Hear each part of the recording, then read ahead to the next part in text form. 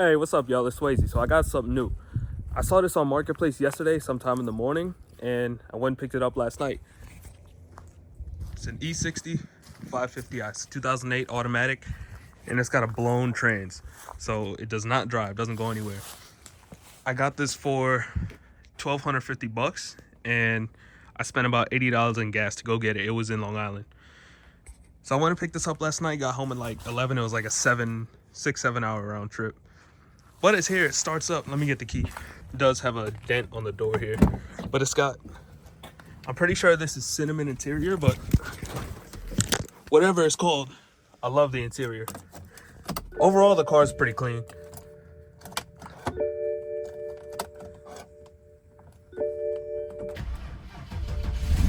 There you go, starts up every time. Battery's good, engine's good. There is, I think, a little tick. I'll give it a little rev because it's cold. Maybe not. It sounds pretty clean. It sounds good. It's got low coolant level. It's got a warning for power steering fluid, I think. And if we put it in drive, it says it's in drive. It might move a little bit. Yeah, it's not moving, see? Actually, I'm flooring it and it's not going past, oh! For a second, it wasn't going past 1800 RPM. But now I'm flooring it, still not going anywhere. I'll put it in reverse. It does think it's in reverse. Last night when I put it in reverse, it thought it was in neutral. Oh, it's moving a little bit. And now it's not moving at all. So yeah, that's pretty much what's going on. It might say it's in neutral sometimes when you put it in reverse.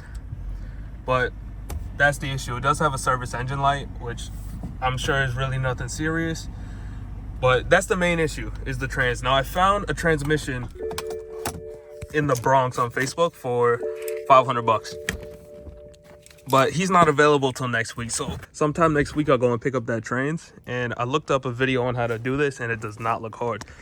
Basically, you just gotta take out the exhaust, heat shield, drive shaft, and just some miscellaneous shit and get the trans out. So I should be able to do it on my driveway and jack stands. It's got a flat tire here in the front, but there is a spare tire in the back. And yeah, overall, pretty clean car. Now I will get started on tearing this down, but first, I'm finally gonna do the front wheel hub on the M3 because I am driving back to the city this weekend and I'll be there for a few days. And it vibrates at like any speed over 75. So I need that fixed right now. Well, I ain't gonna lie. I don't think it's supposed to be like that. I had the nut on fully torqued, and yeah, it's really hard to turn. It's really stiff, and it makes a little bit of noise. I think the bearing is just no good. I ordered one from AutoZone. It's like $50. It'll be here by 3 o'clock.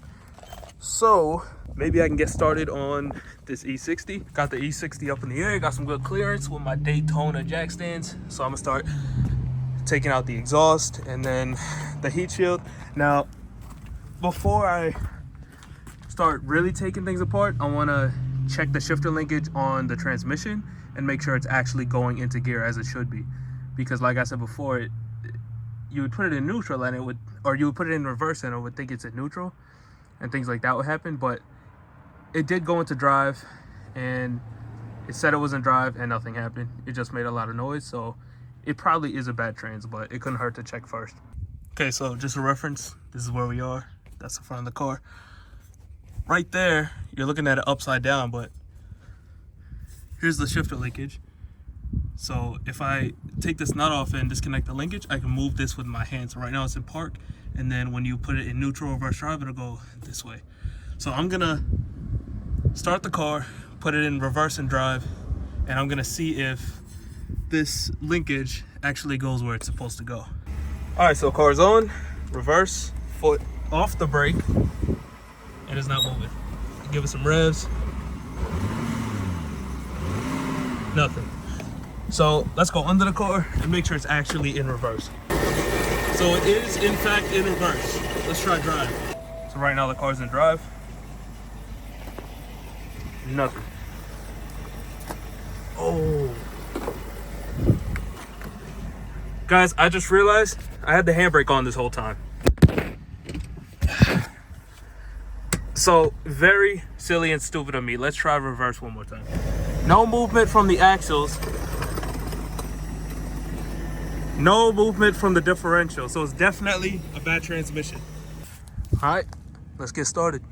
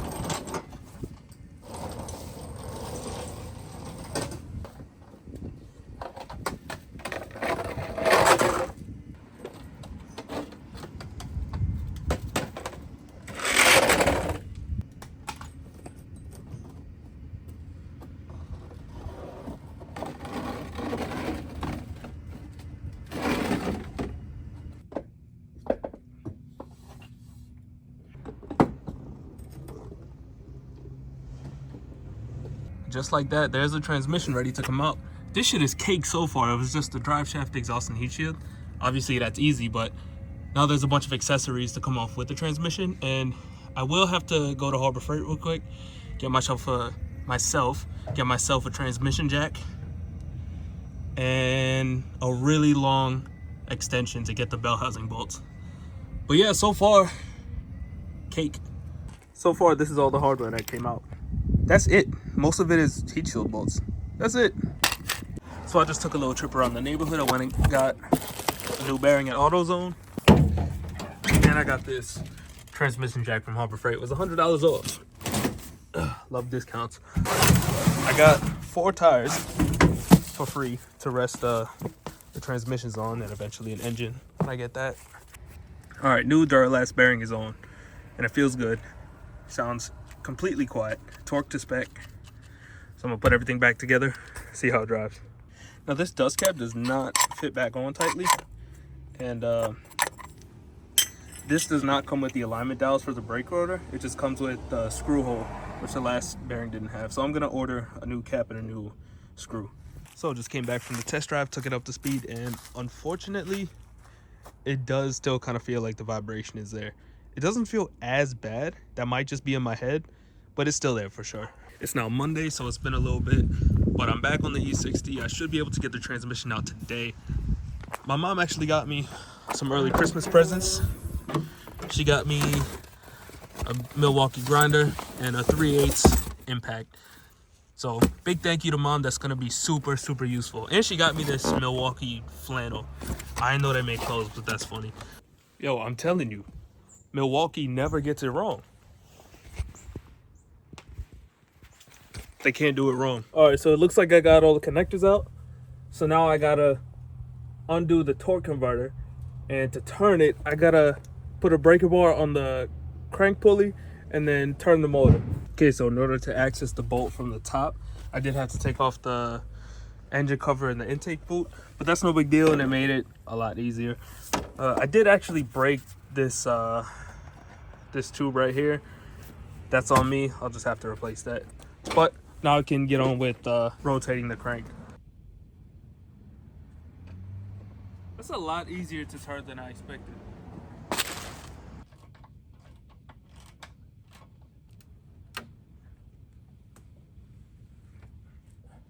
Oh, perfect.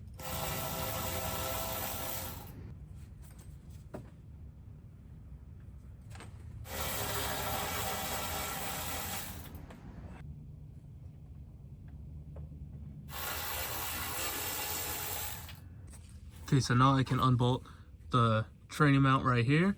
I gotta remove that bracket, and then I can support it with the training jack and take off the bell housing bolts.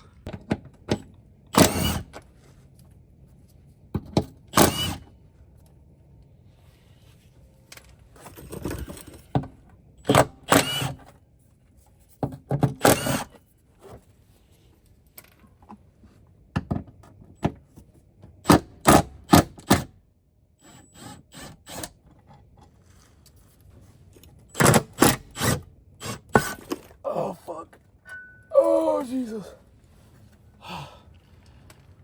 That's a heavy bitch.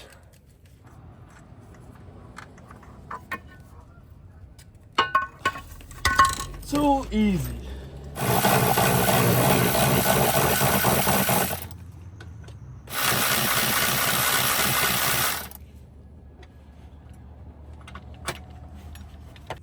Okay, so I got,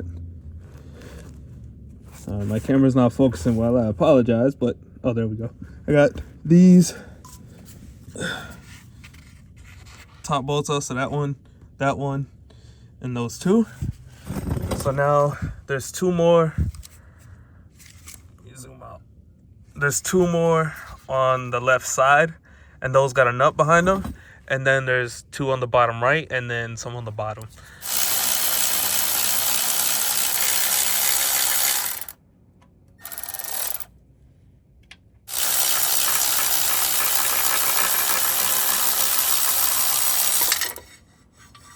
All right, so unfortunately, things did not quite go to plan.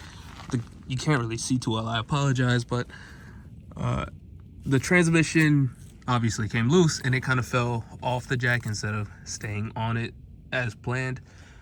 Luckily, this happened with the old transmission and not the new one. The torque converter right there, it should be fine. The torque converter should be okay.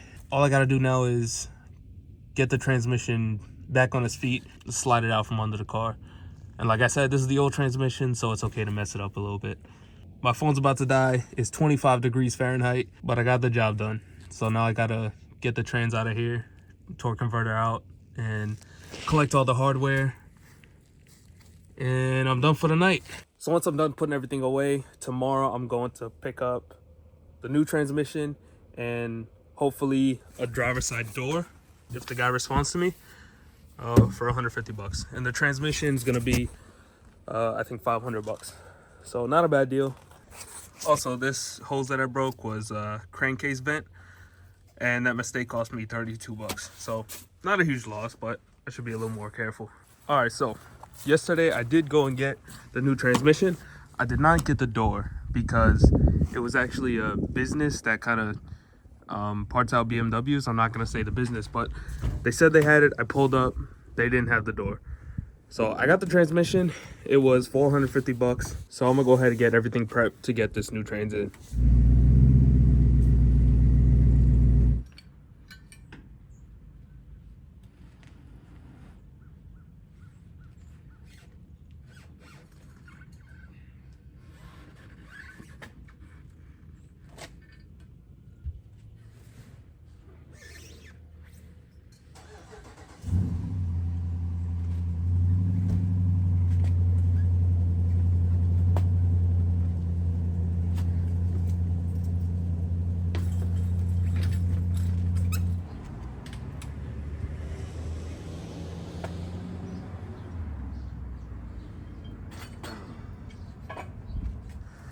All right, so I got the tranny completely on the jack, and I can say that ain't going nowhere. Won't make that mistake again.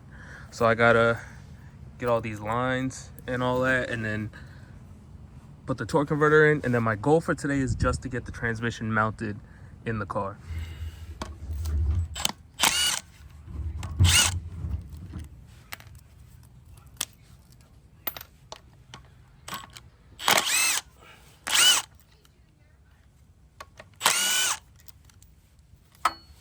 All right, I got some unfortunate news. I got the wrong transmission. This was pulled from an E60 550i, but it was from an LCI model with the joystick. This is a 6HP28. I have a pre-LCI with a 6HP26. So, although it's almost identical, it's not the same. It has the mechanical shifter, it has a different TCU and all that. So, I kind of wasted my time with this. I'm gonna have to sell it and get my money back, and now I'm still hunting for another transmission. So I kind of drove for 6 hours yesterday for nothing, but shit happens. What did y'all say about storing your cars for the winter? Never heard of it. Yesterday I sold the transmission that wouldn't fit, and the day before that I went to a junkyard all the way in Philly and got the right one. So I double checked this is the right transmission. So today my goal is to get this bolted up and get the torque converter bolted up. And just like that, she's ready to go in. I had to replace this ground because it was cut on the old one for some reason. Had to replace a couple bolts and I got the torque converter in. And on these torque converters, you got these pins, these little tabs, I guess you can call it, that have to slide all the way in. And I know on this one it's all the way in because when you spin the torque converter, it spins the shaft. So I know I got the torque converter all the way in. So all that's left to do is put it up in the car.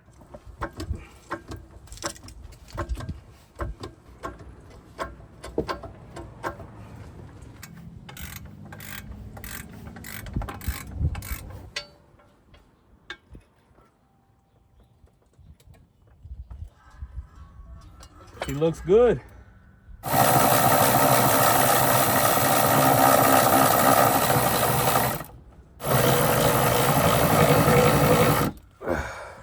All right, all the bell housing bolts are good to go. And now what's next is bolt up the torque converter. But I'm gonna take a quick break because my fingers are about to fall off.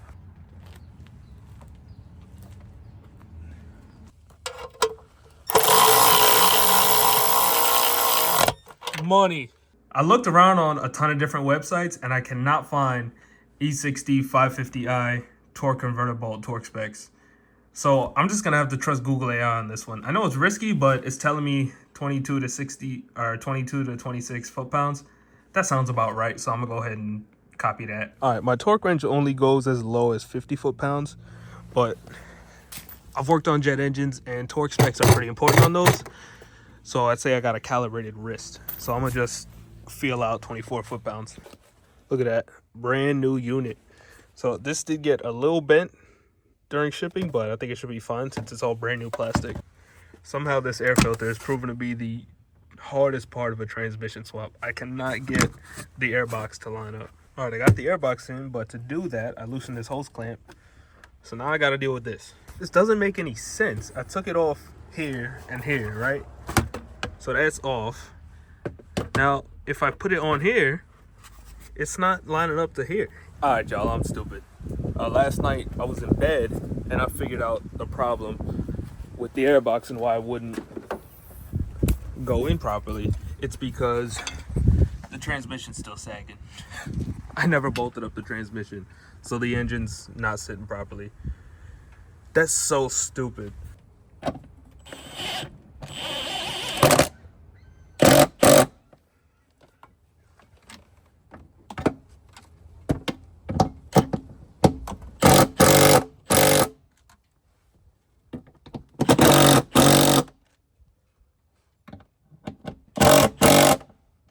Good to go.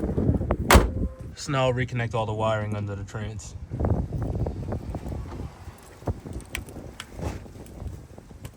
All right.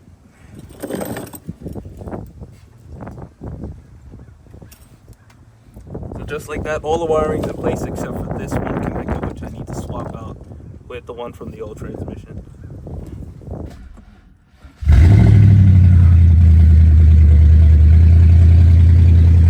It's not nearly as loud as I expected.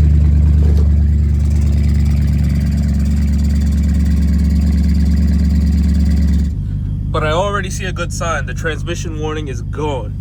So I got a feeling we got a good transmission. I just realized this thing got negative gas in it.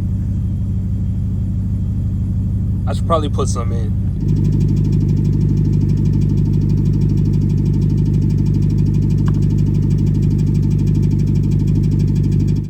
All right, so it's got enough fluid in it, and before I actually test the transmission to make sure it works, somehow it slipped my mind. I got to put the drive shaft back in. Duh. So I'm gonna go ahead and put the drive shaft back in and then test out the transmission. All right, RPMs have dropped. I'm gonna, okay, yeah, okay, as I suspected, the shifter linkage is not properly installed. So here's the shifter linkage right here.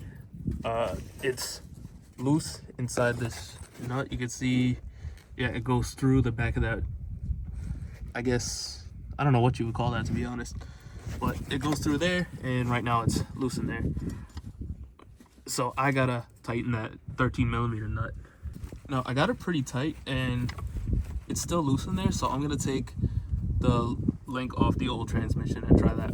Okay, so I swapped the links and it's working good now, but I don't think the link was the problem. I think before I didn't have, you can't see it too well, but I didn't have the line in this groove right there. I don't know if you can see it, but yeah, I think that was the problem before, and now it's working good. All right, let's try this again. We're in park. All right, there we go, we're in park. Reverse. Hey, it's doing something. Neutral. Good. We got a warning for transmission position P not engaged. I'm not sure what that is, to be honest. I will look into that just now. Let's put it in drive. And it's driving. All right, so I'm gonna cycle through the gears real quick just to warm up the transmission and then put everything back together and test drive it. And I'll look up what that code just was. All right, so all that's left for the entire transmission swap is the exhaust flange nuts. And I'm not gonna put these on because I had to actually extract 2 of them. And these are hella rusty. So I'm gonna just run to Home Depot real quick and get some replacements. All right, so Home Depot didn't have the flange nuts I was looking for. So instead I got regular hex nuts and I'm gonna just put washers behind them. So I forgot it's Sunday, all the other hardware stores are closed. I would have gone to like Ace or something to look for the right flange nuts, but this will work just fine. All right, the E60 is back on the ground. Exhaust is on. We'll see how she drives.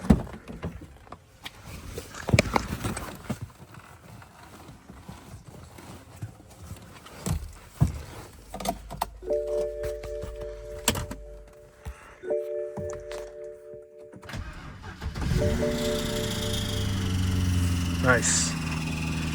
It's got a little chirp, but sounds perfect. No exhaust leaks. But let's see how it drives. Oh wait, I should put coolant in it first.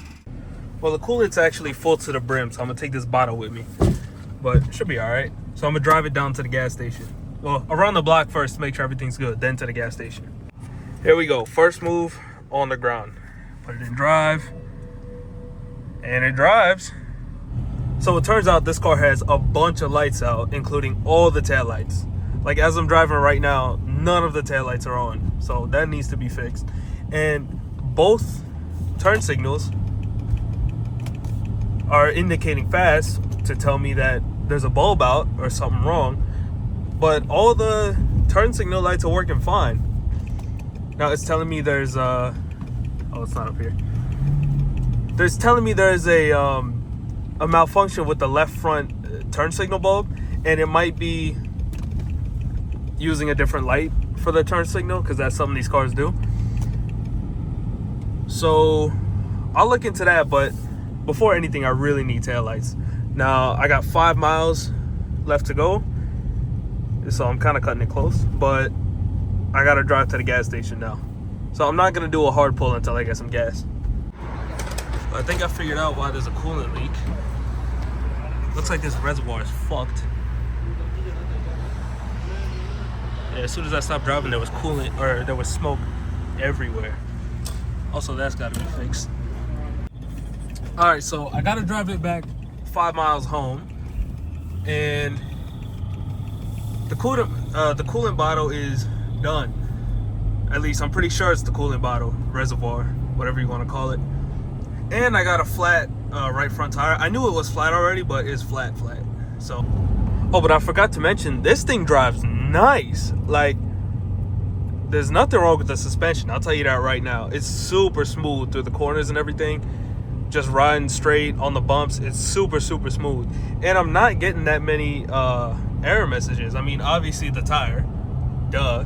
And it's not telling me it's low on coolant now, probably because it's pressurized.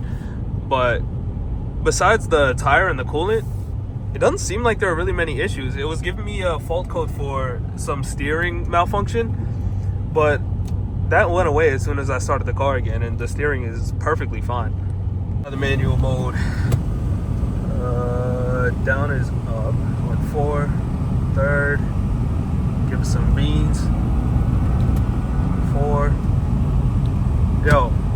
we got a good transmission. We got a very good transmission. Let's check, and the tire that came with this car is not the same size. So I'm gonna have to get a tire. That kind of sucks. So I was gonna make this whole project one video, but it's already getting pretty long. So I'm gonna split it into 2 videos. And in the next one, we're gonna fix all the small issues like the coolant leak and the flat tire and some other small things. So we're also gonna see what kind of money we can get for it and how much we can make off this whole project. But for now, the car runs and drives. Thank you for watching. Please like, subscribe, and I'll see you in the next one.